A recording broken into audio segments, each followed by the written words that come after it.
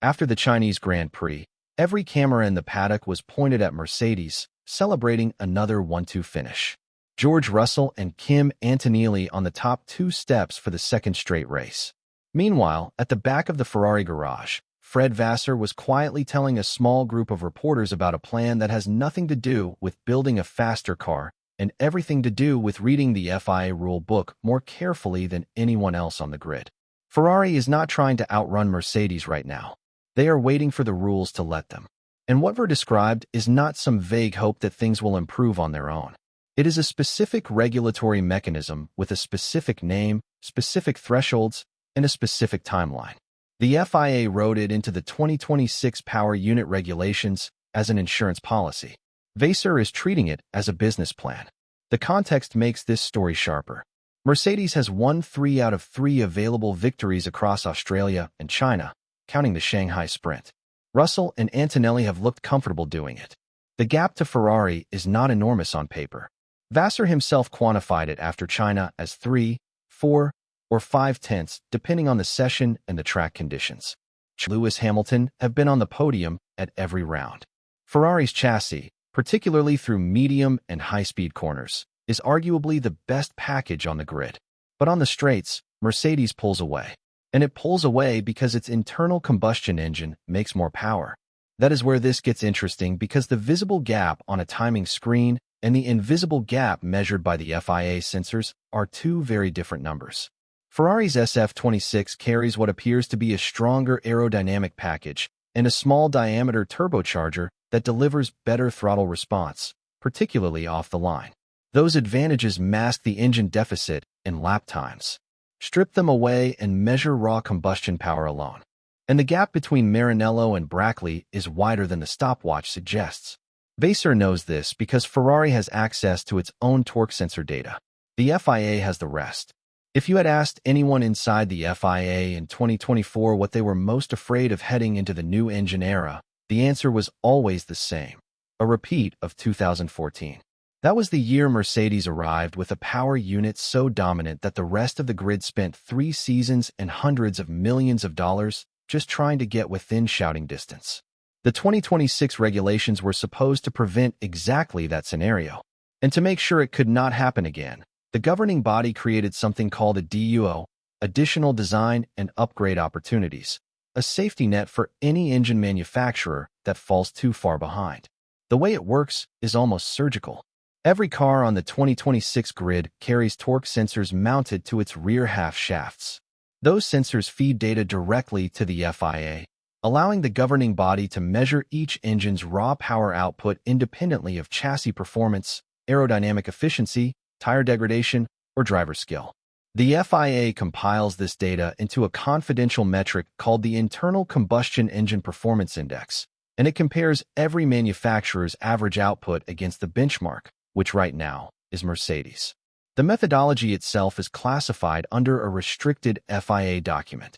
Teams know the thresholds, but not the exact formula. Those thresholds are what make this interesting. If a manufacturer's engine falls between 2% and 4% below the benchmark after the first evaluation window, the FIA grants them one additional homologation upgrade during the current season and one more for the following year. If the deficit hits 4% or higher, that doubles to 2 upgrades per season, plus 2 for the year after.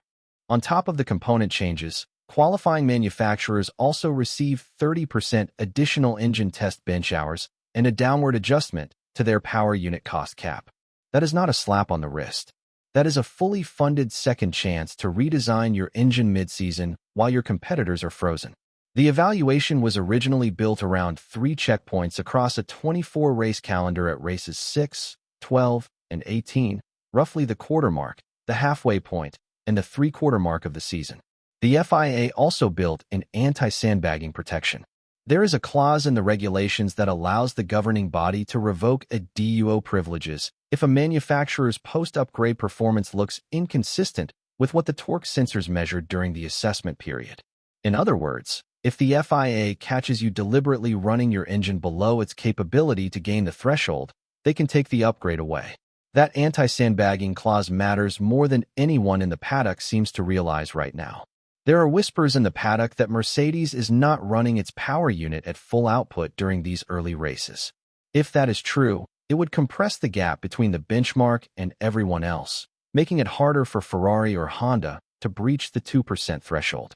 Proving it, though, is nearly impossible with only 2 races of data. And this is where the metagame gets genuinely fascinating because Mercedes has every incentive to keep the measured gap just narrow enough to deny its rivals a DUO access while still winning races comfortably. Vasseur appears to believe that either the gap is large enough to survive any Mercedes sandbagging or that the FIA's measurement system is sophisticated enough to see through it. Either way, he went on the record after China saying he expects Ferrari to qualify. That is not hedging. That is a team principal telling the entire paddock that his engine is at least 2% down on power, and he is fine with it because the rules are going to hand him the tools to fix it. And here is the part that makes this more than just a regulatory technicality. Vasseur is not treating a DUO as a consolation prize. He is using it to structure Ferrari's entire development program. After the race in Shanghai, he told assembled media that he does not want to split resources between chassis and power unit development. He wants to push on every area of the car, but the engine improvement, he said, will come after the ADUO. That is a deliberate choice to let the chassis team run flat out on their own priorities without diverting resources to compensate for an engine deficit that the regulations themselves are going to address.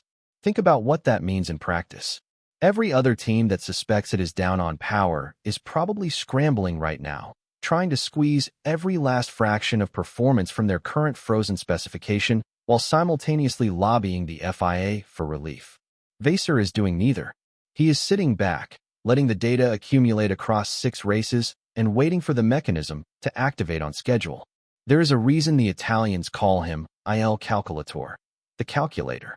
And Vasseur's public candor about this strategy accomplishes several things at once, whether he intended all of them or not. By openly confirming he expects a DUO activation, he signals to Ferrari's engine department in Maranello that relief is coming, which preserves morale and prevents panic-driven compromises. He tells the chassis engineers in the wind tunnel that they do not need to redesign anything to compensate for engine power, which protects the aerodynamic development roadmap. And perhaps most cleverly, he puts the FIA on notice by stating publicly that Ferrari's own data supports an ADUO claim.